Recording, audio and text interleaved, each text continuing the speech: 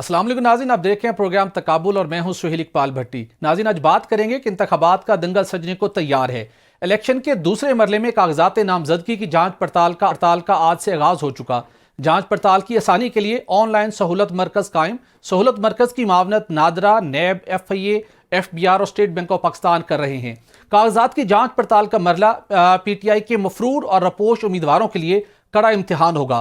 कागजात की जांच पड़ताल के लिए आज से अगले हफ्ते तक किसी भी दिन अपने मुतलका रिटर्निंग अफसरान के सामने पेश होना होगा, वरना उनके कागजात नामजदगी मुस्तरद कर दिए जाएंगे।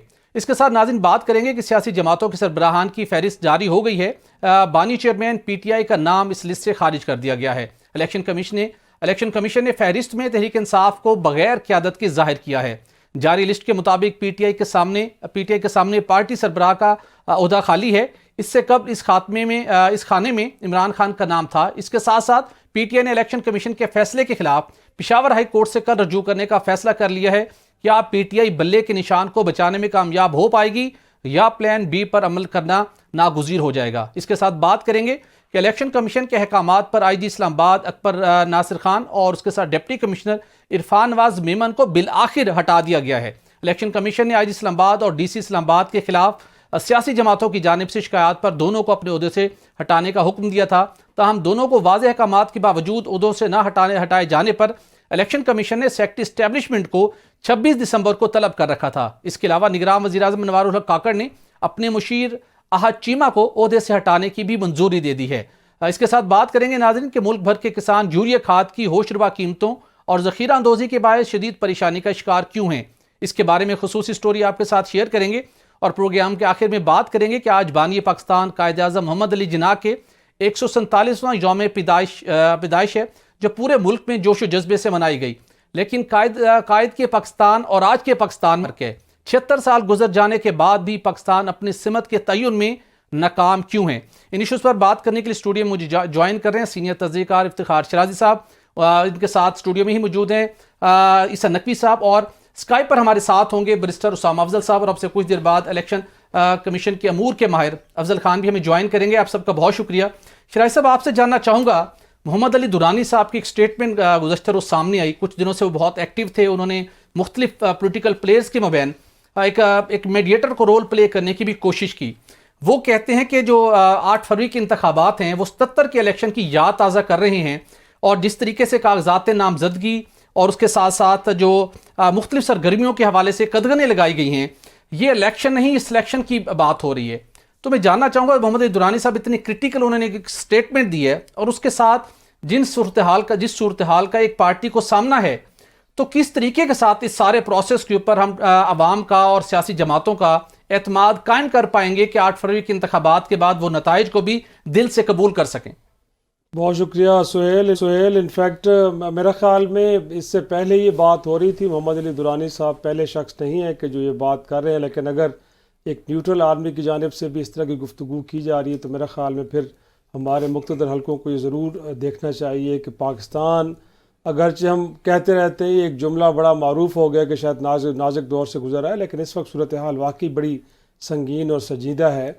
और ऐसे में अगर लेवल प्लेइंग फील्ड की बात करें या फिर विक्टिमाइजेशन की बात करें तो ये चीज़ें बड़ी वाज़ेह तौर पे नज़र आ रही हैं। गोया कि ऐसा नहीं है कि शायद ऐवान सदर में बैठा तहरीक इंसाफ का सदर डॉक्टर आरिफ अलवी साहब ये फरमा रहे हैं, कभी वो खतूत लिखते हैं, कभी वो स्टेटमेंट की शक्ल में, कभी इंटरेक्शन में ये बात करते हैं। यहाँ तक कि मुल्क की आला तरीन अदालत सुप्रीम कोर्ट, जहाँ तहरीक इंसाफ के लोग जब गए हैं लेवल प्लेइंग फील्ड का मामला लेके, तो उन्होंने जो शिकायत है उनको दुरुस्त तस्लीम किया है। और यही वजह है कि फिर इलेक्शन कमीशन ऑफ पाकिस्तान को खुसूसी तौर पे हिदायत जारी हुई हैं कि इन मामलात को देखा जाए और इनको रिज़ॉल्व किया जाए। तो ज़रूर हम कह सकते हैं कि कहीं ना कहीं 1977 और ये जो आज का दौर है इसमें मुमासलत ज़रूर है। उस वक्त तो मेरे ख्याल में डिस्ट्रिक्ट एडमिनिस्ट्रेशन का कहा जाता था, उस इलेक्शन को डिप्टी कमिश्नर का इलेक्शन कहा गया था और कहा यह गया था कि जुल्फ़िकार अली भुट्टो साहब को जितवाने के लिए डिप्टी कमिश्नर्स के ऑफिस को यूज़ किया गया और लोगों को मजबूर किया गया कि तो आज भी हर तरफ डिप्टी कमिश्नर्स का हमें राज नजर आ रहा है। बिल्कुल ऐसे जब आरओज इसी तरह के लोग लिए गए हैं कि जो डिप्टी कमिश्नर हैं, असिस्टेंट कमिश्नर्स हैं और जुडिशरी से नहीं लिए गए, तो मेरा ख्याल में एक दफ़ा फिर वही या तो हरबा आजमाया जा रहा है या कम अज़ कम जो अगर कहा जा रहा है تو اس میں کو ہمیں کوئی اتنا یہ نہیں لگتا کہ شاید ایک سیاسی جماعت وکٹم کارڈ پلے کرنے کے لیے ایسا کہہ رہی ہے. ایک سکیم ہمیں نظر آ رہی ہے کہ شاید کچھ اس طرح کی چیزیں ہونے جا رہی ہیں. تو مور امپورٹنٹلی سہیل, لوگ جو اس کے بعد کے سینیریو کی بات کر رہے ہیں نا, کہ اگر الیکشن کو آپ اس انداز میں کنڈکٹ کریں گے کہ ایک سیاسی جماعت کے انٹر پارٹی الیکشن کو قلعدم قرار دے کے اس کو پارٹی ہیڈ سے محروم کریں گے, کہا یہ جا رہا ہے کہ ان کو بلے کا نشان نہیں ملنے پا رہا, یا ان کے جو مفرور لوگ ہیں وہ بیچارے کہیں سے اگر یا ان کے فیملیز کے لوگ جب نامینیشنز پیپر جمع کرانے جا رہے ہیں ان کی خواتین تک کو ہراساں کیا جا رہا ہے. تو اس الیکشن کو پہلے دن سے آپ کنٹروورشل بنا رہے ہیں, اور میں یہ یقین سے بطور ایک صحافت کے طالب علم کے میں کہہ سکتا ہوں کہ اس کے بعد ہم خیر نہیں دیکھ رہے. گویا کہ ان الیکشن کے نتائج کو کوئی تسلیم نہیں کرے گا, اور جب نہیں کرے گا تو جو اس وقت ملک کے اندر سیاسی انتشار ہے مجھے لگتا ہے کہ نیکسٹ لیول پہ چلا جائے گا. تو بہت کریٹیکل ہے. اگر ہم نے معاشی استحکام کو حاصل کرنا ہے تو سب کی نظریں اس وجہ سے الیکشن کمیشن پر جمی تھیں کہ وہ ایک شفاف انداز میں الیکشن کروائے گا تاکہ پولیٹیکل سٹیبلٹی ہو اور پھر ہم اکنامک سٹیبلٹی کی طرف بڑھ سکیں. اسے نقوی صاحب آپ سے جاننا چاہوں گا, بڑا کریٹیکل ٹائم ہے اور آج کل جو الیکشن کمیشن آف پاکستان میں ہر گزرتے دن کے ساتھ جو ڈیولپمنٹس ہو رہی ہیں آپ بہت ڈیپلی ان کو آبزرو کر رہے ہوں گے. اب جو کاغذات نامزدگی کی جانچ پڑتال کا عمل جاری ہے اس کے اندر تو جو امیدوار ہیں ان کو سب کو ان پرسن اپیئر ہونا پڑے گا. تو ہزاروں درخواستیں تو مختلف طرف سے جمع ہو چکی, مختلف پارٹیز کی طرف سے ایک اس والے سے حتمی فگرز آنا باقی ہیں. لیکن پاکستان تحریک انصاف کی اگر بات کریں ان کے امیدوار جو کہ اس وقت تک مفرور ہیں, منظر عام پر نہیں ہیں, انہیں ممکنہ طور کے اوپر کارروائی کا بھی خدشہ ہے کہ سامنے آئے تو دھر لیے جائیں گے, اگر وہ اس ٹائم کے اندر آ کر اس کے اندر 14-16 تو مین ان کی قیادت ہے ان کی, اس کے اندر ان کا شمار ہوتا ہے. اگر وہ آ کر اپنے کاغذات نامزدگی کے لیے آ کے خود جانچ پڑتال میں آ کے اپیئر نہیں ہوتے تو ان کا سٹیٹس کیا ہوگا, یا اس موقع کے اوپر جو سپریم کورٹ کی لیٹسٹ ڈیسیژن آیا وہ ان کو کوئی پروٹیکشن دے سکتا ہے کہ ایٹ لیسٹ آ کے اس پروسیس میں ان کو گرفتار نہ ہو سکے اور وہ اپنے انداز میں آ کے الیکشن میں حصہ لے سکے جب تک کوئی عدالت کا کوئی فیصلہ ان کے خلاف نہیں آتا. دیکھیں بھٹی صاحب, میرا خیال ہے کہ یہ معاملہ بھی تحریک انصاف کو سوٹ کرتا ہے کہ اگر ان کے 18 یا 19 ایسے لوگ جن کے بارے میں ہے کہ وہ مفرور ہیں, جن کے بارے میں یہ چلا تھا کہ یہ وہ لسٹ ہے جن کے شناختی کارڈ غالباً کینسل کر دیے گئے ہیں اور ہوئے نہیں, اور پھر نادرا کی طرف سے اس پہ کلیریفیکیشن آ گئی. دیکھیں ہم بات کریں جو جنرل سیٹس ہیں وہ 859 ہیں جن کے اوپر انتخابات ہونے ہیں, اور جن لوگوں کی آپ بات کریں وہ اگر آپ فنگر ٹپس پہ بھی گنیں گے تو 18 سے 20 لوگ ہوں گے. اس کا کیا نقصان ہوگا, اس کا نقصان کس کو ہوگا؟ اس کا نقصان تحریک انصاف کو نہیں ہوگا. تحریک انصاف کو تو اور پولیٹیکل مائلیج ملے گی, اور ان کے لوگ جو ہیں وہ اسکروٹنی میں آؤٹ ہو جاتے ہیں. اصل 2 معاملات ہیں جو تحریک انصاف کو ڈیمیج کر سکتے ہیں. ایک یہ کہ ان کا کسی بھی ایک گیون حلقے میں ایک بھی کینڈیڈیٹ موجود نہ ہو, اور دوسرا ان کا بلے کا نشان ہے. اگر وہ پارٹی ڈی لسٹ رہتی ہے اور ان کے پاس انتخابی نشان الیکٹورل سمبل موجود نہیں ہے تو جو ان کے لوگ اگرچہ مختلف کانسٹیٹوئنسیز میں ہوں گے وہ لسٹ بھی نکال دیتے ہیں, وہ کہتے ہیں کہ فلاں حلقے میں ہمارا فلاں امیدوار ہے اور فلاں اس کا انتخابی نشان ہے, اور ایک کیمپین کر کے جتنے بھی لوگوں کو جتوانے میں کامیاب ہو جاتے ہیں تو اس صورت میں انہیں ایک گیون ٹائم میں کسی جماعت کو جوائن کرنا ہوگا.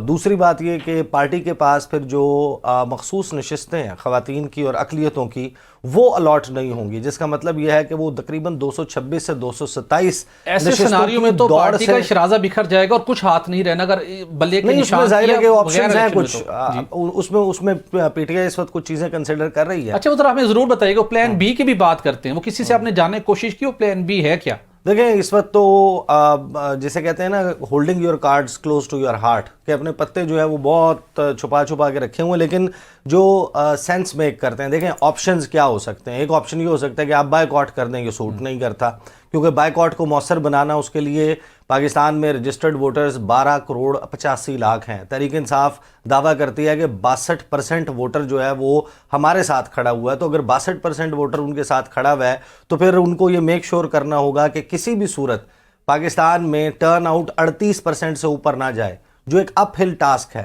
غیر ممکن نظر آتا ہے. تو پھر بائیکاٹ ایک آپشن نہیں رہتا. دوسرا آپشن کیا ہے کہ آپ کسی سیاسی جماعت جو کہ رجسٹرڈ چھوٹی سیاسی جماعت ہے جس کا آپ کے ساتھ ماضی میں الحاق رہا ہے، اشتراک رہا ہے، اور 2022 کے بعد بھی آپ کے ساتھ چلتی رہی ہے. فار ایگزامپل مجلس وحدت المسلمین، فار ایگزامپل عوامی مسلم لیگ شیخ رشید، اگر ان کے ساتھ خان صاحب کے جو اختلافات ختم ہو جائیں، یا پھر ہم نے یہ بھی سنا ہے کہ حامد خان صاحب کے نام سے بھی اسلامی سے بڑا اچھا زون رہا ہے ایک ٹائم میں، ہاں، اور حامد خان صاحب کے نام سے بھی ایک غالباً پارٹی جو ہے وہ رجسٹرڈ ہے. ان میں سے کسی کے پلیٹ فارم سے آ جائیں، لیکن اس صورت میں پارٹی کی ڈیسیجن میکنگ جو ہے، ووٹ کہاں دینا ہے کہاں نہیں دینا، وہ اختیار اس پارٹی سربراہ کے پاس چلا جائے گا. اور تھرڈ اور لاسٹ آپشن ہے کہ آزاد لڑیں، اور آزاد لڑنے کے بعد ان میں سے کسی کو جوائن کر لیں، اور وہاں پر لیکن پھر جو ترجیحی فہرست جس کی اسکروٹنی چل رہی ہے اس وقت الیکشن کمیشن آف پاکستان میں، 226 جو نشستیں ہیں جن کے حوالے سے اب اسکروٹنی ہوگی، میں مخصوص نشستوں کی بات کر رہا ہوں، اس ریس سے آؤٹ ہو جائے گی. تو تحریک انصاف کے لیے ڈیمیجنگ اگر کوئی چیز ہو سکتی ہے وہ اسکروٹنی کے عمل میں ان کے مین امیدوار کا نکلنا نہیں ہے، بالکل ٹھیک، کیونکہ یہ اگین کاؤنٹر پروڈکٹیو ہوگا. اور اب تک جتنے اقدامات پی ٹی آئی کو نیچے کرنے کے لیے ہوئے ہیں، انہوں نے ہم نے تو یہی دیکھا ہے کہ انہوں نے اس کو مزید بوسٹ کیا. ان کو مزید بوسٹ ملا. اسامہ افضل صاحب، آپ سے جاننا چاہوں گا، جو سینیریو سے آپ کے سامنے ہے، اگرچہ کہ ماضی کے اندر نون لیگ کو بھی اسی قسم کی صورتحال کا سامنا رہا، لیکن آپ کی جو قیادت ہے وہ شفاف الیکشن کی اور لیول پلینگ فیلڈ کی بات تو کرتی ہے، لیکن جو کچھ پاکستان تحریک انصاف کے ساتھ سلوک ہو رہا ہے، جس طریقے سے آروز کے پاس وہ پہنچے، کاغذات نامزدگی جمع کراتے وقت جس صورتحال کا ان کو سامنا کرنا پڑا، تو آپ کیا سمجھتے ہیں کہ یہ صرف اور صرف نون لیگ کو فیسیلیٹیٹ کرنے کے لیے سارا ارینجمنٹ ہو رہا ہے؟ چونکہ محمد علی درانی صاحب جو ایک نیوٹرل پولیٹیشین کنسیڈر کیے جا رہے ہیں، انہوں نے کہا ہے کہ جو اس وقت کی جو انتظامیہ ہے وہ نواز شریف صاحب کی گرفت میں ہے، مطلب یہ انہوں نے لفظ یوز کی ہیں. تو یہ سارا سینیریو اتنا فیوریبل ہو گیا ہے، تو اب نون لیگ کو اپنی جیت کے جو امکانات ہیں واضح دکھائی دے رہے ہیں 2/3 میجورٹی کے ساتھ. بسم اللہ الرحمن الرحیم. بسم اللہ الرحمن الرحیم جی. سب سے پہلے thank you for having me on the show. Sohail Bhatti صاحب، یہ اصل میں بات یہ ہے کہ میرے خیال میں آواز آ رہی ہے آپ لوگوں کو؟ جی بالکل، آپ کو سن سکتے ہیں اسامہ افضل صاحب. جی، بات یہ ہے کہ اس وقت جو حالات ہیں، میرے خیال میں پی ٹی آئی ایک پراپر منظم پروپیگنڈا چلا رہی ہے.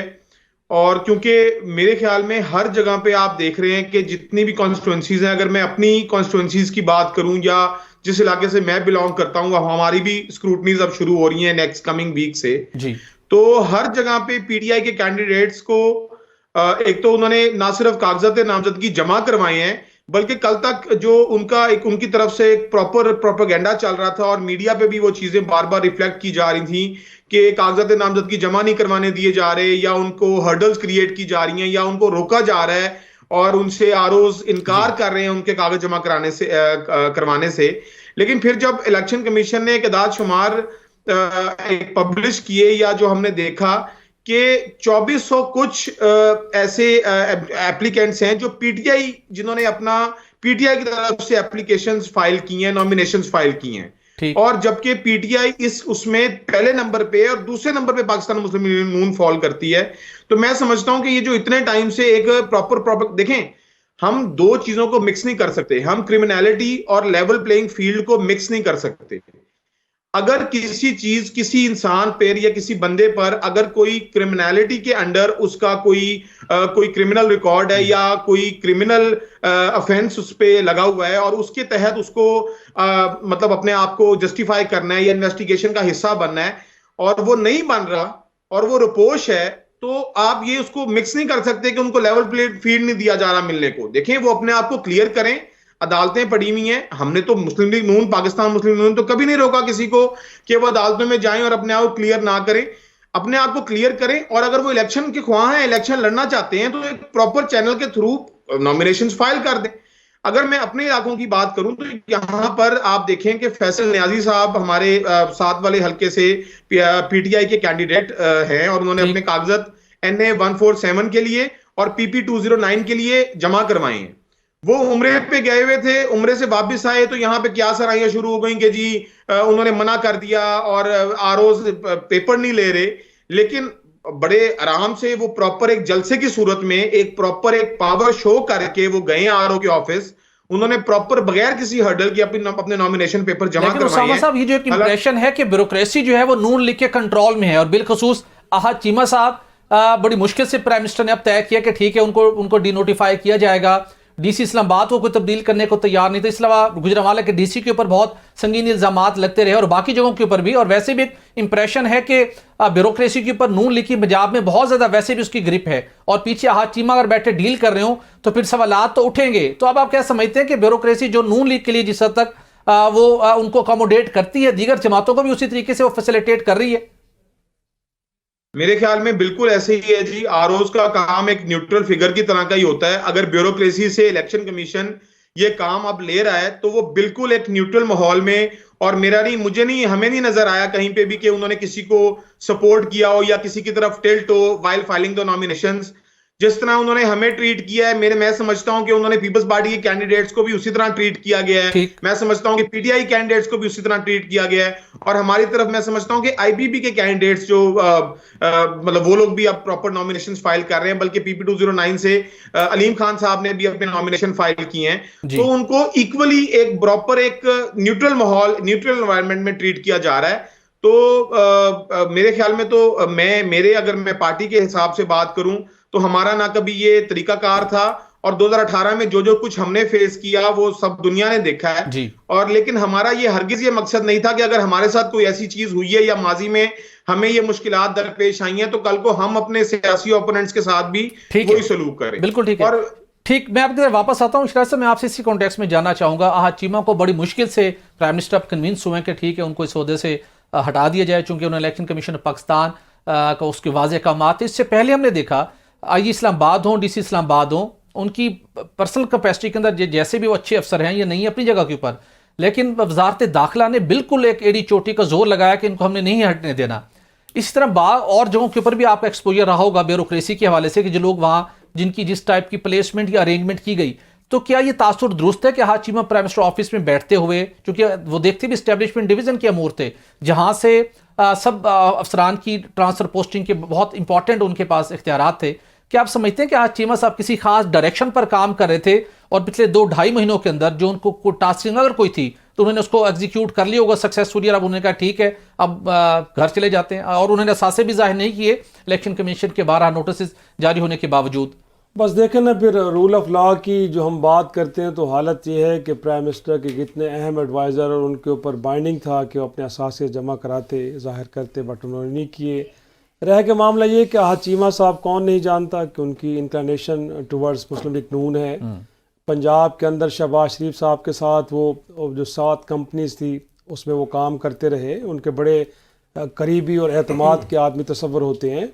ایون کہ آخری دنوں میں پی ڈی ایم کی سرکار میں بھی وہ شامل ہو گئے تھے, آپ کو یاد ہوگا, وہ پرائم منسٹر ہاؤس میں بیٹھا کرتے تھے اور وہاں سے معاملات کو دیکھ رہے تھے, اس وقت بھی بیوروکریسی کنٹرول کرتے تھے. بالکل بیوروکریسی. تو میں اس بات میں حیران ہوں کہ ایک سیاسی حکومت کا ایک شخص نگراں سیٹ اپ کے اندر بھی اس کی کنٹینیوشن ہم دیکھ رہے ہیں.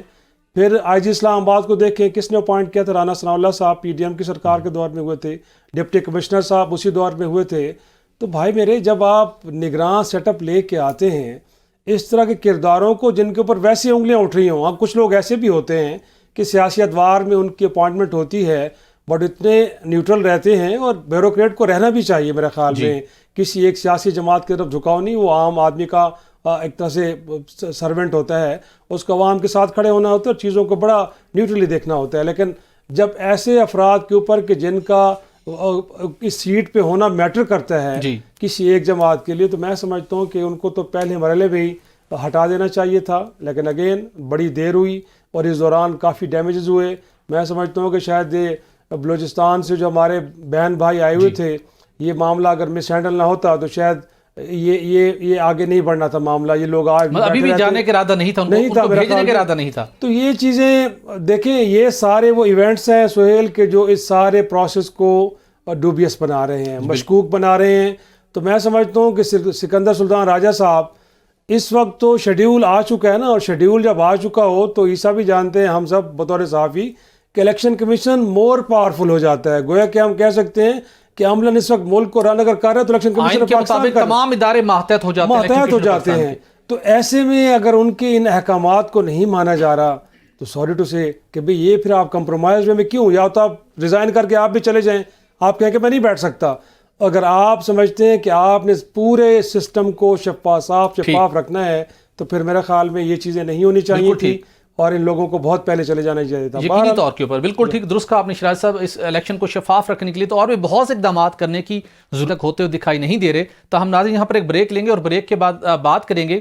آصف علی زرداری صاحب نے پیپلز پارٹی کی طرف سے انہوں نے پی ٹی آئی کو کیا مشورہ دیا ہے, اور اس کے ساتھ بلاول بھٹو نے کراچی سے الیکشن لڑنے کا کیوں فیصلہ نہیں کیا, اور کیوں انہوں نے وہاں سے لیاری کی جو سیٹ تھی جہاں سے 2018 میں وہ منتخب ہوئے تھے, انہوں نے وہاں سے اپنے کاغذات نامزدگی کیوں جمع نہیں کروائی. اس کے اوپر بھی بات کریں گے. Stay with us. Welcome back ناظرین. الیکشن کمیشن آف پاکستان کی جانب سے سیاسی جماعتوں کے سربراہان سے متعلق جو فہرست جاری کی گئی ہے اس میں سے بانی چیئرمین پی ٹی آئی کا نام نکال دیا گیا ہے, اور پاکستان تحریک انصاف کی جو لیگل ٹیم ہے انہوں نے بھی تیاری کر لی ہے, پٹیشن تیار ہے, اور پشاور ہائی کورٹ میں کل یہ پٹیشن فائل کرنے کا فیصلہ کیا گیا ہے. اس حوالے سے بات کرنے کے لیے ہمیں ٹیلی فون لائن پر جوائن کر رہے ہیں افضل خان صاحب, اور ماہر ہیں الیکشن امور کے. افضل صاحب بہت شکریہ. سر میں آپ سے جاننا چاہوں گا جو الیکشن کمیشن آف پاکستان کا انٹر پارٹی الیکشن سے متعلق فیصلہ آیا, اب پی ٹی آئی اس کو پشاور ہائی کورٹ میں چیلنج کرنے جا رہی ہے, کیا یہ پشاور ہائی کورٹ کی جوریڈکشن بنے گی؟ ریسنٹلی ایک سپریم کورٹ آف پاکستان کا ایک فیصلہ تھا کہ جب کوئی فیصلہ ہو تو کسی بھی جو ہائی کورٹ کو اس کا فیصلہ پھر اگر فیور میں یا کسی کی چیز کے خلاف آئے تو پورے ملک کے اوپر اس کو اپلیکیبل ہو سکتا ہے یا نہیں. ایک تو اس حوالے سے تھوڑی وضاحت کیجیے گا, اور ساتھ یہ ضرور بتائیے گا کہ اگر پی ٹی آئی کا جو بلے کا نشان ہے وہ نہیں اگر وہ بچانے میں کامیاب ہو پاتی تو ان کے پاس سیکنڈ آپشن کیا ہوگا, کس طریقے سے وہ الیکشن کے میدان میں اتر پائیں گے؟ آپ پاکستان میں رہتے ہیں اور آپ کو معلوم ہے کہ الیکشنز میں, انتخابات میں الیکشن کمیشن کا کیا کردار ہوتا ہے اور کیا کردار ہونا چاہیے. اور دوسرا یہ کہ آپ کی زندگی میں کتنے انتخابات ہوئے ہیں, کیا آپ نے ایسی پری پول ریگنگ دیکھی ہے, ایسی زیادتی دیکھی ہے؟ وہ ایک ڈکٹیٹر فلم ہوتی ہے جس میں وہ بندہ بھاگ رہا ہوتا ہے تو اس کے ساتھ ریس لگانے والوں کو وہ پستول نکال کے ایک ایک کو مار رہا ہوتا ہے. بات یہ کہ یہ نہ جمہوریت ہے, نہ الیکشن ہے, نہ ہیومن رائٹس ہیں. بیسک آپ کو آئین نے ایک ووٹ کا حق دیا ہے کہ آپ اس ووٹ کا حق 5 سال بعد ادا کر سکتے ہیں. 5 سال کا وقت بھی گزر گیا اور آئین کی کسٹوڈین جو ہے سپریم کورٹ ہے, اس کے کانوں پر جوں تک نہیں رینگ رہی. اور جس کے فرائض ہیں, دیکھیں سپریم کورٹ کا یہ فرض ہوتا ہے کہ آئین کی جہاں مخالفت ہو, آئین کی وائیولیشن ہو تو وہ اس کو روکے. اب آپ مجھے یہ بتائیں کہ انتخابات سے ایک پارٹی کو زبردستی آؤٹ کرنا چاہتے ہیں تو وہ تو ڈکٹیٹر فلم والی بات ہوگی. نہ ایسے انتخابات ہو سکتے ہیں, نہ ایسے انتخابات ملک کے اندر کوئی مانے گا, نہ ملک کے باہر مانے گا. اگر آپ نے سپریم کورٹ کے حالیہ فیصلے سے اس بات کی نشاندہی کی گئی ہے, اس کو پوائنٹ آؤٹ کیا گیا ہے ترمین اللہ صاحب کی طرف سے, جو اب تمام سیاسی جماعتیں لیول پلینگ فیلڈ نہ ملنے کی شکایت کر رہی تھی. تو سیاسی جماعتوں کو اور عوام کو پر امید رہنا نہیں چاہیے کہ supreme court of Pakistan ultimately اپنا رول پلے کرے گی اس سلسلے میں.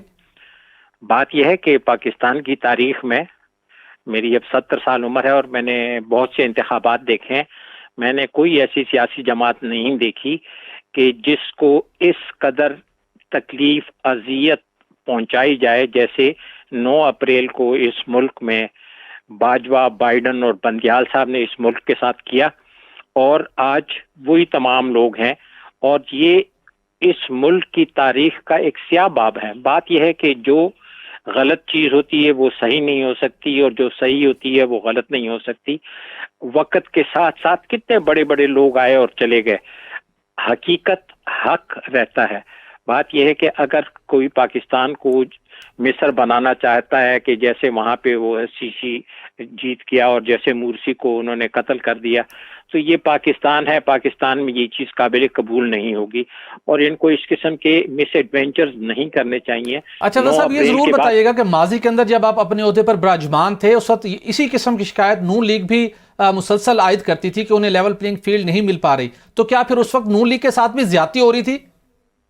کبھی بھی نہیں. نون لیگ ہمیشہ آئی جی آئی کے وقت سے لے کر وہ ہر غلط راستہ اختیار کرتی رہی ہے. وہ پیسوں کی سیاست اس نے, پیسوں کی اور لفافہ جرنلزم بھی اس نے انٹروڈیوس کرائی ہے. ان کے ساتھ یہ ظلم ہوا ہے کہ ان کو تو جو کنوکٹڈ جو پریزنر تھے ان کو جیل دکھائے بغیر ان کو وہاں پہ ایئرپورٹ کے اوپر ان کی کو آزاد کر دیا گیا ہے. یہ انصاف نہیں ہے, یہ ریلیف نہیں ہے, یہ جسٹس کے ساتھ مس کیریج آف جسٹس ہے. Thank you very much. अगर आपको ये इंसाफ लगता है तो आप ये मेरा भी टाइम ज़ाया कर रहे हैं और आपका भी टाइम ज़ाया हो रहा है। Thank you. चलिए अफजल साहब, बहुत शुक्रिया। आप थोड़े इमोशनल हो गए मेरे ख्याल में। आप सीनियर ब्यूरोक्रेट रहे हैं और इलेक्शंस के मामलात को देखते रहे हैं। इट्स अप टू यू, ये आपकी ओपिनियन है। उसामा फजल साहब, आपसे जानना चाहूँगा, आपने सुना होगा उनको अफजल खान साहब को, इनकी जो ऑब्जर्वेशन थी कि नून लीग को कभी कोई उनकी जो शिकायत थी वो वैलिड नहीं थी लेवल प्लेइंग फील्ड के हवाले से, और अब जो कुछ ज्यादती हो रही है सिर्फ पीटीआई के साथ ज्यादती हो रही है, तो नून लीग माजी के अंदर भी हमेशा कंफर्टेबल रही है। देखिए बात यही है ना, अब आपने देखा कि बस जब आपके पास सपोर्ट करने के लिए एविडेंस ना हो और आप इमोशनल होके कोई बात कर रहे हो, तो फिर मेरे ख्याल में कुछ टाइम के बाद आपके पास बात नहीं रहती और आपको एस्केप का रास्ता इख्तियार करना पड़ता है। बिल्कुल ऐसा। तो मैं ये पीटीआई समझता किसी हूं कि स्ट्रेटजी जो की वजह से उनको 2018 नुकसान पहुंचे, ये उनका टॉलरेंस लेवल है और जो उनकी अपनी पॉलिटिकल एक्सट्रीमिज्म है, उसी वजह से उनका नुकसान पहुंचे, इस नहज पर पहुंचे हैं कि अपनी बात कह दी, दूसरे की बात सुनने की हिम्मत नहीं और फिर गायब हो गए। आप बात मैं हमेशा यही बात करता हूं कि पीटीआई एक कल्ट का नाम है, ये एक सियासी जमात नहीं है, ये एक कल्ट है जिसको इमोशनली और जिसके मानने वाले या जिसके पैरोकार हैं वो उसको रिलीजियसली और इमोशनली फॉलो करते हैं। तो यहाँ पे या मतलब एक तरह से आप कह लें कि एक लॉजिक की तो मतलब बात ही नहीं रह जाती ना, कि देखें 2018 में दुनिया ने देखा कि हमारे साथ क्या हुआ है। ना सिर्फ हमें मतलब हमारे साथ मतलब इलेक्शन से पहले इस तरह के मामलात दरपेश आए कि हमारे घरों पे रेड्स और पुलिस फोर्सेस का इस्तेमाल और हमारे लोगों को मुंतशिर करने की कोशिश की गई, बल्कि पोलिंग डेज पे भी आप देखें कि वेरियस हल्का जात इस तरह के थे। अगर मैं अपनी बात करूं तो मैं भी उन हल्कों में से, मेरा भी उस हल्के का शुमार होता है जिनके फॉर्म 45 अभी तक कंप्लीट नहीं है मेरे पास 2018 के। तो अब आप देखें ना कि फॉर्म 45 के बावजूद हमने वो रिजल्ट्स को एक्सेप्ट किया, क्योंकि हमें पता था कि क्या मामलात चल रहे हैं और किस तरह चीजों को मैनेज किया जा रहा है। तो अब अगर अगले लोग अगर इस टाइम पे और देखें ना, अगर इस टाइम पे अगर किसी को किसी दूसरी जमात को शिकायत है, तो हम तो खुद उसके विक्टिम हैं, हम तो खुद उन्हीं चीजों से गुजरे हुए हैं। जो आज अगर किसी और कोई जमात की शिकायत कर रही है कि उनके साथ ये हो रहा है, तो हम तो मेरे ख्याल में, मैं समझता हूं कि हम उनके दुखों में बराबर के शरीक हैं, क्योंकि हमारे साथ भी 2018 में सेम यही सब कुछ हुआ है, या शायद इससे ज्यादा किया गया। और आप देखें ना कि हमें तो, अगर आप 2018 के इलेक्शन कमीशन के नॉमिनेशन के जो हमारे लोगों की नॉमिनेशन फाइल हुई थी, अगर आप उनका रिकॉर्ड उठाएं और अगर आप आज की, जब ये पीटीआई या जो ये जमात है पाकिस्तान तहरीक इंसाफ, ये जो क्लेम कर रहे हैं कि हमारे नॉमिनेशन पेपर नहीं फाइल करने दिए जा रहे कैंडिडेट्स को, वो आदाद शुमार उठाएं, तो आपको तो यहीं पे ये चीज क्लियर हो जाएगी। अच्छा उसामा साहब, ये बताइएगा, खानेवाल से आपका ताल्लुक है, मुकर्रर वक्त के अंदर खानेवाल से पीटीआई के जितने भी उम्मीदवार थे वो बासानी से उन्होंने अपने कागजात नामजदगी जमा करवा दिए हैं, वहां पे क्या सिचुएशन थी? जी बिल्कुल ऐसे ही है जी। हमारे जो खानेवाल में, अगर मैं अपने एनए की बात करूं, एनए 145 की, तो यहाँ पे कर्नल आबिद खग्गा साहब हैं, जो कि जिन्होंने एनए 145 से और पीपी 206 से बड़े बासानी और बड़े अच्छे तरीके से पाकिस्तान तहरीक इंसाफ के कागजात नामजदगी जमा करवाए हैं। और अगर मैं साथ वाले हल्के की बात करूं तो वहां पे एनए 147 की, तो वहां पे मैंने आपको पहले ही बताया कि फैसल खान न्याजी साहब जो कि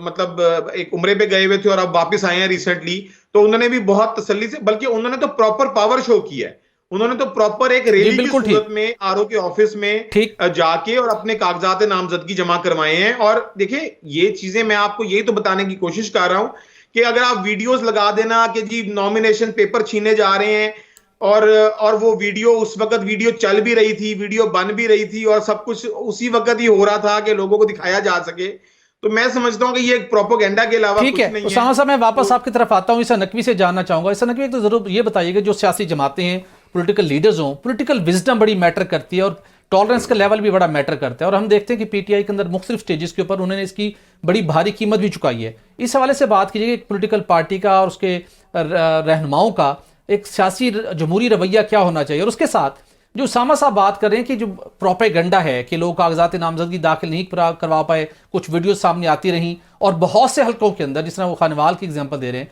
कि वहाँ पे पीटीआई के जो उम्मीदवारान थे उन्होंने बहुत आसानी के साथ अपने कागजात जमा करवाए, कोई रुकावट नहीं थी। आपकी क्या ऑब्जर्वेशन, असेसमेंट और इन्फॉर्मेशन है? देखिए, पहली बात तो ये कि ये कैसे डिटरमिन होगा कि जिन लोगों ने कागजात जमा करवाए हैं वही पाकिस्तान तहरीक इंसाफ के मुतवक्किल टिकट होल्डर्स होंगे, या तहरीक इंसाफ उनको टिकट दे पाएगी? ظاہر ہے کہ ایک حلقے سے یہ وہ سٹیج نہیں ہے جس میں آپ ٹکٹس جمع کرواتے ہیں, وہ سٹیج جو اسکروٹنی ہو جائے گی جس وقت پیپرز کی, اس کے بعد جو فائنل لسٹ ہوگی اس میں پھر لوگ جمع کروائیں گے اور پھر وڈرال ہوگا, لوگ اپنے کاغذات نامزدگی واپس لیں گے اور پھر الیکٹورل سمبل کی الاٹمنٹ ہوگی اور پھر پرنٹنگ کارپوریشن آف پاکستان میں جائے گا. تو جن لوگوں نے جمع کروائے ہیں, پہلی بات تو یہ کہ میرے پاس تو کوئی ایسا پیمانہ نہیں ہے کہ تحریک انصاف یہ طے کر چکی ہے کہ اگر ان کے پاس الیکٹورل سمبل مل جاتا ہے بلہ, یا وہ کہیں اور سے کریں گے تو پھر اسی شخص کو جن کے بارے میں کوئی بھی شخص بات کر رہا ہے اسی کو دیں گے, نمبر 1. نمبر 2, اگر یہ سب کچھ جھوٹ ہے اور اس کا مقصد یہ ہے کہ پاکستان تحریک انصاف کو کوئی پولیٹیکل مائلیج ملے, تو جن آروز نے الیکشن کمیشن کو, جن اپنے ہی لوگوں نے سسٹم میں سے الیکشن کمیشن کو لکھا ہے کہ یہ پولیس جو ہے وہ جبر کر رہی ہے, پولیس سنیچ کر رہی ہے, یا ہائی کورٹ کو جہاں پہ رجوع کیا گیا اور ہائی کورٹ میں پولیس انسپیکٹر پہنچ کے وہاں پر کاغذات واپس دے رہا ہے, تو ان تمام کے خلاف الیکشن کمیشن آف پاکستان میں مسلم لیگ نون کو بطور جماعت ان افسران کے خلاف کہ یہ جھوٹ بول رہے ہیں اور ایسا کچھ نہیں ہوا, تو ان کو رجوع کر لینا چاہیے, پھر الیکشن کمیشن درخواست دے دینی چاہیے. تیسری بات یہ کہ 2018 میں مسلم لیگ نون کے لیے ایک گرم سیاسی زمین تھی, اس بات سے تو کوئی انکار نہیں کر سکتا, لیکن آپ ایپلز اور اورنجز کو کمپیئر کیسے کر سکتے ہیں؟ جو موازنہ کر رہے ہیں آپ ان دونوں کا موازنہ بنتا ہی نہیں. جو آج 2023 اور 24 اور 2022 میں ہم نے دیکھا ہے کہ 20, 22, 24 لوگ ہیں بشمول پاکستان تحریک انصاف, بشمول اسامہ صاحب کی اور دیگر جو سیاسی جماعتیں ہیں, یہ اقتدار کی لڑائی لڑ رہے ہیں اور 24 کروڑ عوام یرغمال بنے ہوئے ہیں. 24 لوگوں کی لڑائی ہے, 24 کروڑ کو یرغمال بنایا ہوا ہے. بھائی اگر آپ نے یہ چیزیں ڈیسائیڈ نہیں کرنی, آپ کو پتہ ہے کہ اس کے آپ الیکشن کیوں کروا رہے ہیں؟ الیکشن آپ اس لیے کروا رہے ہیں کہ آپ نے ایک ایسی حکومت قائم کرنی ہے جو سٹیبل ہو. یہ جو اس پروسیس سے گزر کے یہ حکومت قائم کی جا رہی ہے, یہ تو سٹیبل ہی نہیں ہے. سال 16 مہینے 17 مہینے شہباز شریف کی کیا کوشش تھی؟ کوشش یہ تھی کہ پیسہ مل جائے. پیسہ لینے کے لیے جاتے تھے سعودی عرب, UAE, قطر, ترکی, چائنا. وہ کہتے تھے کہ آپ ابھی IMF کے ڈسپلن میں آئیں. IMF کے ڈسپلن میں آپ آنے کی کوشش کرتے تھے, وہ کہتے تھے کہ آپ کا پتہ نہیں ہے آپ کب تک رہیں گے, آپ کی حکومت کب تک قائم رہے گی, آپ کی پرومسز فلفل کر پائیں گے یا نہیں.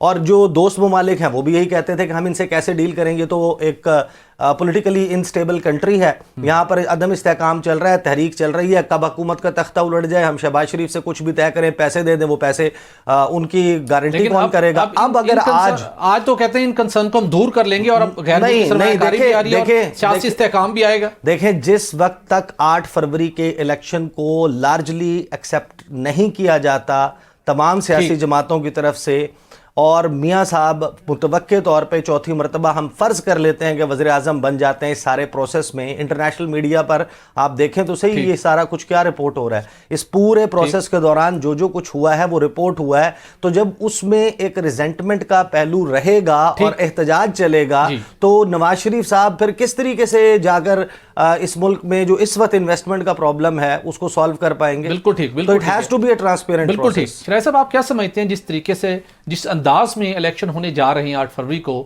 جو بھی اس کا نتائج ہوں گے اور جو بھی حکومت بنے گی اور جو پولیٹیکل سینیریو بنے گا, اس الیکشن کے نتائج کو اور پولیٹیکل گورنمنٹ کو ہمارے وہ دوست ممالک جن کا سارا تکیہ اس بات پر کیے بیٹھے کہ آپ کو ایک نیا سیٹ اپ آئے گا اور اگلے 4 سالوں میں $80 ارب تک کی سرمایہ کاری ہوگی, کیا ان سب کے لیے ایکسیپٹنس ہوگی, یا آپ سمجھتے ہیں کہ وہاں پہ ارینجمنٹ ڈیفرنٹ لیول پر ہوئے ہیں, وہاں پر کسی اور کی گارنٹیز ہیں, کسی اور کی کمٹمنٹ ہے, تو وہ زیادہ میٹر نہیں کرے گا کہ کس کی گورنمنٹ ہے اور کیسے آئی ہے؟ دیکھیں, ماضی میں تو ایسا رہا ہے کہ اس ملک کے اندر اگرچہ ماشاءاللہ بھی رہے ہیں, اس کے باوجود بھی باہر سے ڈالرز آتے رہے ہیں, آپ کو ڈیفرڈ پیمنٹ کے اوپر سعودی عرب جیسے ملک سے تیل بھی ملتا رہا ہے اور بہت کچھ ہوتا رہا ہے. لیکن میں سمجھتا ہوں کہ صرف الیکشن کے نتائج نہیں سہیل, بلکہ جو بیرون ملک ہمارے ساتھ تعلقات رکھتے ہیں یا ہمیں فیورز دیتے ہیں یا نہیں دیتے, اس میں کچھ اور فیکٹرز بھی اب شامل ہو گئے ہیں. اب دنیا بلاکس میں تقسیم ہو چکے ایک بار پھر, اور ظاہر سی بات ہے ہمارے پڑوس میں ہندوستان بڑا ایک کلیدی پلیئر ہے, اور ہمارے ایون کے جو گلف کنٹریز کے اندر دوست ہیں, اب وہاں سے بھی کوئی ڈیسیجن جب ہوتے ہیں تو ان کے اوپر بھی بھارت باقاعدہ انفلوئنس کرتا ہے. تو میں سمجھتا ہوں کہ صرف الیکشن کے نتائج نہیں, لیکن مور امپورٹنٹلی ملک کے اندر کیا سیاسی جماعتیں اور ان سے جڑے عوام ان الیکشن کے نتائج کو تسلیم کریں گے. تو فی الحال تو ہمیں جواب نفی میں مل رہا ہے کہ لگتا ہے کہ جو چیزیں اتنے دن دہاڑے اور دن کی روشنی میں ہو رہی ہیں, اس کے بعد تو بیرسٹر صاحب بھی کہیں نہ کہ اس بات کو ایڈمٹ کر رہے ہیں کہ ہاں بالکل جس طرح 2018 کے اندر اس نون لیگ کے ساتھ ہو رہا ہے, آج تحریک انصاف کے ساتھ ہو رہا ہے, ان کی ہمدردیاں بھی ان کے ساتھ ہیں, تو میرا خیال میں جو اہم بات ہے نا سہیل وہ یہ ہے کہ سیاسی جماعتوں کا بھی یہ میوزیکل چیئر کا جو کھیل ہے اس سے باہر نکلنا چاہیے. یہ جو باریاں لگتی ہیں نا اب لگتا ہے مسلم لیگ نون کو, کہیں پیپلز پارٹی کو اور اس سے جڑی باقی جماعتوں کو کہ ان کی باری آ گئی ہے, لہٰذا ایک کو ایک جماعت وکٹمائز ہو رہی ہے اسے ہونے دیا جائے. تو میں سمجھتا ہوں کہ یہ روش جب تک ترک نہیں کی جائے گی پاکستان کے اندر نہ تو استحکام آئے گا, نہ ہم پارلیمان کو امپاور دیکھ پائیں گے, اور نہ ہی وہاں بیٹھا چیف ایگزیکٹو ہے سارے اختیارات اس کے ہاتھ میں ہوں گے. تو اس کھیل سے باہر نکلیں تاکہ جو آپ ایک بیانیہ بنا کے لوگوں کے سامنے جاتے ہیں کہ آپ اس عوام کی سیاست کر رہے ہیں, آپ اس ملک کی سیاست کر رہے ہیں, وہ تب ممکن ہوگی, اور مور امپورٹنٹلی اسٹیبلٹی بھی تب آئے گی, اور جب آئے گی تو وہ نظر آئے گی اور باہر کے پلیئرز پھر آپ کو بتانا نہیں پڑے گا, آپ کو اس کا واویلا نہیں کرنا پڑے گا, بلکہ خود سمجھیں گے کہ ہاں آ گئی ہے, لہٰذا اس ملک میں بالکل ٹھیک. بڑی امپورٹنٹ آپ کی سجیشن ہے شراح صاحب. یہاں پر ناظرین ایک بریک لیں گے اور بریک کے بعد بات کریں گے کہ آدمی کہنا ہے کہ پاکستان کے دشمن پاکستان میں مذہبی, نسلی اور سیاسی کمزوریوں کا فائدہ اٹھاتے ہوئے دراڑیں ڈالنے کی کوشش کر رہے ہیں. ہمیں متحد ہونے کی ضرورت ہے, تو ہم کیسے متحد ہو پائیں گے اس کے اوپر بھی بات کریں گے. Stay with us. Welcome back ناظرین. عیسیٰ صاحب میں آپ سے کامنٹ لینا چاہوں گا.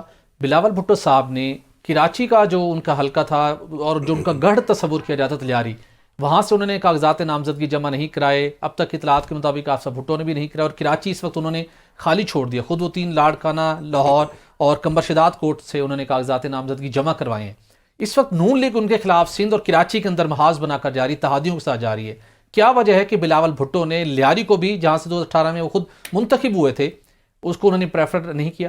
دیکھیں میری انڈرسٹینڈنگ ہے, ویسے تو پیپلز پارٹی اس کے اوپر زیادہ بہتر تبصرہ کر سکتی ہے کہ جو سندھ کی انٹیریئر کی انہوں نے سیٹیں رکھی ہیں وہ اپنی کنفرم جیتنے والی سیٹیں رکھی ہیں, اور لاہور پیپلز پارٹی میرا خیال ہے کہ اس کا نقطہ نظر یہ ہے کہ 2008 سے 13 کے درمیان پاکستان پیپلز پارٹی کا صفایا ہوا ہے پنجاب سے, تو کراچی میں تھریٹ ہے, مشکل ہے ان کے لیے؟ نہیں, کراچی دیکھیں میٹر ضرور کرتا ہے, لیکن پنجاب جو ہے وہ اپنا فوکس اس وجہ سے رکھنا چاہتے ہیں. پنجاب میں 175 سیٹیں ہیں, اور اکیلا وزیر اعظم جو ہے وہ صرف پنجاب سے بن سکتا ہے. پیپلز پارٹی کا صفایا ہوا ہے. ان کو یہ لگتا ہے کہ پی ٹی آئی جو زیر عتاب ہے اس سے ایک اوپننگ کریٹ ہوئی ہے کہ شاید وہ یہ سمجھتے ہیں کہ جن لوگوں نے پی ٹی آئی کو جوائن کیا وہ پیپلز پارٹی کے لوگ تھے, کیونکہ صفایا جس جماعت کا ہوا ہے وہ نون لیگ نہیں ہے. نون لیگ تو موجود ہے ایک پوٹنٹ پولیٹیکل فورس کے طور پر, جو جماعت ختم ہو گئی ہے پنجاب سے وہ پیپلز پارٹی ہے. تو وہ یہ سمجھتے ہیں کہ ہمارا جو بھٹکا ہوا ووٹر سپورٹر ہے وہ تحریک انصاف کے پاس چلا گیا, اور اگر ہم اس وقت میں فوکس کریں جب تحریک انصاف زیر عتاب ہے تو شاید پنجاب میں فیوچر میں ان کے لیے چانس بن جائے. بالکل ٹھیک. اسامہ فضل صاحب آپ سے جاننا چاہوں گا, آصف علی زرداری صاحب کہتے ہیں کہ پاکستان پیپلز پارٹی کا مستقبل روشن ہے, حکومت ہم بنائیں گے. بلاول بھٹو کہتے ہیں کہ نواز شریف کا نعرہ اب ہوگا کہ مجھے کیوں بلایا. تو کیا کوئی مسائل آنے والے ہیں نواز شریف صاحب کے لیے آنے والے دنوں میں کہ ان کو پاکستان آنے پر کوئی ممکنہ طور کے اوپر کوئی بڑا پچھتاوا اٹھانا پڑے گا؟ دیکھیں میری بات سنیں, جس پارٹی کے پاس اپنا اس الیکشن کے لیے بنانے کے لیے کوئی بیانیہ ہی نہیں ہے, اور جو میرے خیال میں اس وقت آئی پی پی کے بیانیے کو, جیسے انہوں نے اگلے دن آپ نے شاید سنا ہو کہ جہانگیر ترین صاحب نے اور علیم خان صاحب نے 300 فری یونٹ کا نعرہ لگایا کہ جی اگر ہم گورنمنٹ میں آتے ہیں تو ہم 300 فری یونٹ دیں گے. تو آج بلاول بھٹو زرداری صاحب نے بھی 300 فری یونٹ کا نعرہ لگا دیا. تو جب جس کا جو الیکشن کا بیان ہے ہی کاپی پیسٹ پہ چل رہا ہے, میرا خیال ہے وہ نہیں یہ بتا سکتے پاکستان مسلم لیگ نون کو, جو اس وقت واحد وہ جماعت ہے جو سب سے بڑی جماعت ہے پاکستان کی, وہ ہمیں نہیں ڈکٹیٹ کر سکتے کہ حکومت کون بنائے گا یا نہیں. دیکھیں یہ میدان ہے, یہاں پہ گھوڑوں نے دوڑنا ہے 8 فروری کو, اپنی محنت پہ, اپنے ایک بیک گراؤنڈ پہ, اپنی جو پارٹی کے جو منشور ہیں ان کو سامنے رکھتے ہوئے لوگوں کے. تو میں یہ سمجھتا ہوں کہ یہ تو میرے خیال میں الیکشن کا دن ہی ڈیسائیڈ کرے گا کہ کون حکومت بنائے گی اور کس کا مستقبل روشن ہوگا.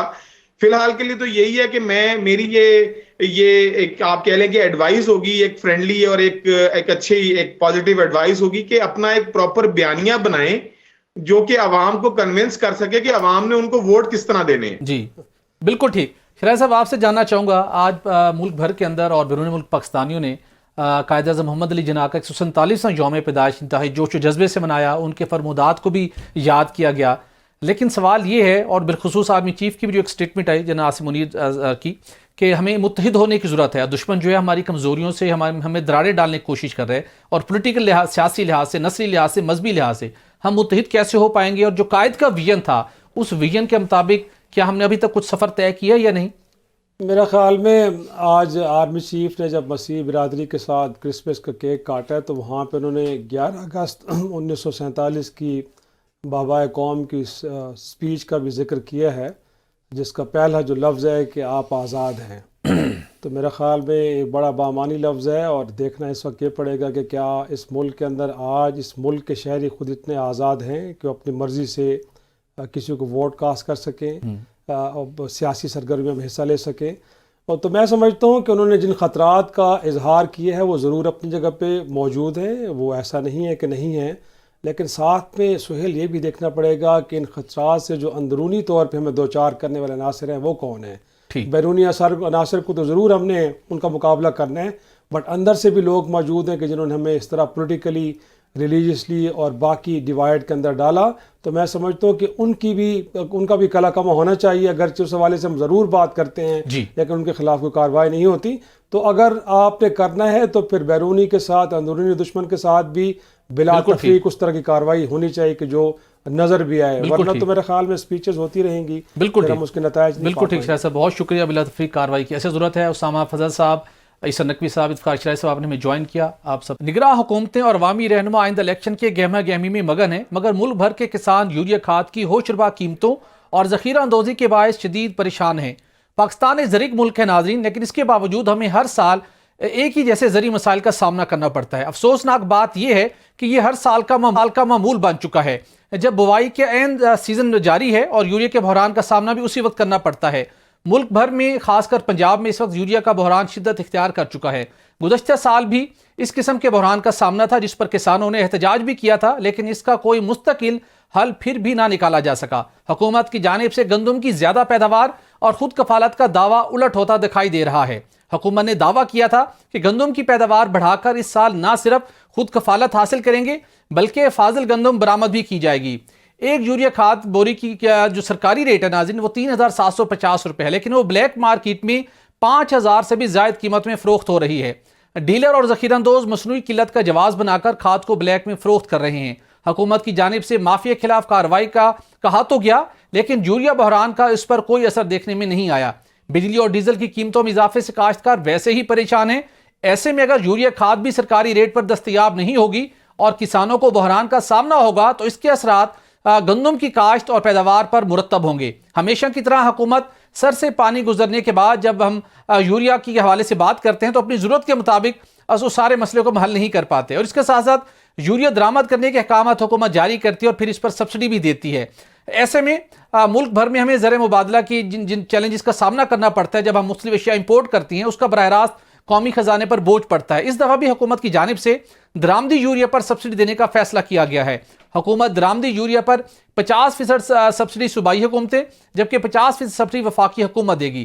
ٹریڈنگ کارپوریشن آف پاکستان نے 2 لاکھ میٹرک ٹن اور 1,95,000 میٹرک ٹن یوریا کھاد جو ہے وہ نیشنل فرٹیلائزر کمپنی کو الگ الگ کھیپ میں فراہم کر دیا ہے, اور 2 لاکھ میٹرک ٹن مزید یوریا کھاد امپورٹ کرنے کے حوالے سے جو حکومتی سبسڈی کا تخمینہ ہے وہ 7 ارب روپے سے زیادہ ہے, جبکہ 1,95,000 میٹرک ٹن یوریا پر وفاقی حکومت کی سبسڈی کا تخمینہ 14 ارب 45 کروڑ 40 لاکھ روپے ہے جو 31 دسمبر 2023 تک ادا کرنی ہے. جہاں ایک طرف حکومت پاکستان نے 31 دسمبر تک برآمدی یوریا کی رقم ادا کرنی ہے تو دوسری طرف وفاقی اور چاروں صوبائی حکومتیں سود سمیت ٹریڈنگ کارپوریشن آف پاکستان کی 25 ارب روپے سے زائد کی نادہندہ ہو چکی ہیں. فرٹیلائزر پلانٹس کو وفاقی حکومت کی جانب سے انتہائی سستے داموں گیس دی جا رہی ہے, مگر اس کے باوجود کسان کو سرکاری ریٹ پر یوریا مہیا نہیں ہو پا رہی. یوریا کھاد کی مقررہ قیمت پر فراہمی صوبائی اور ضلعی انتظامیہ کی منظم کوشش سے بالکل ممکن ہو سکتی ہے, مگر انتظامیہ ایسی کوشش کرنا تو درکنار, ایسا سوچنے پر بھی تیار کیوں نہیں ہے, ذرا سوچئے. ناظرین, پروگرام کا وقت ختم ہو جاتا ہے, اجازت دیجیے, اللہ حافظ.